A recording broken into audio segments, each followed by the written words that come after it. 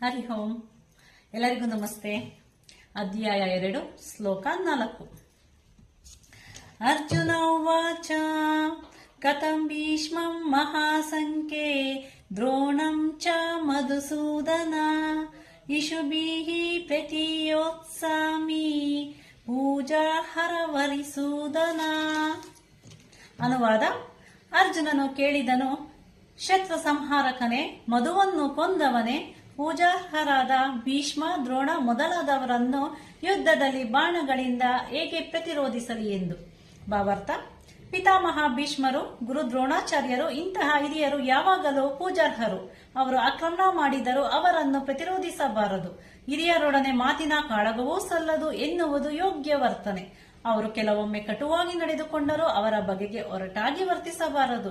ಹೀಗಿರುವಾಗ ಅರ್ಜುನನು ಅವರ ಮೇಲೆ ಮರು ಅಸ್ತ್ರಪ್ರಯೋಗ ಮಾಡುವುದು ಹೇಗೆ ಸಾಧ್ಯ?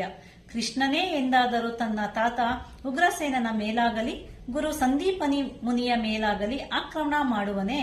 ಅರ್ಜುನನು ಕೃಷ್ಣನ ಮುಂದಿಟ್ಟ ಕೆಲವು ವಾದಗಳು ಇವು ಎಂಬ ಭಾವಾರ್ಥವನ್ನು ನಾವು ಶ್ಲೋಕ 4 ಅಧ್ಯಾಯ 2ರಲ್ಲಿ ನೋಡಬಹುದು. ನಮಸ್ತೆ.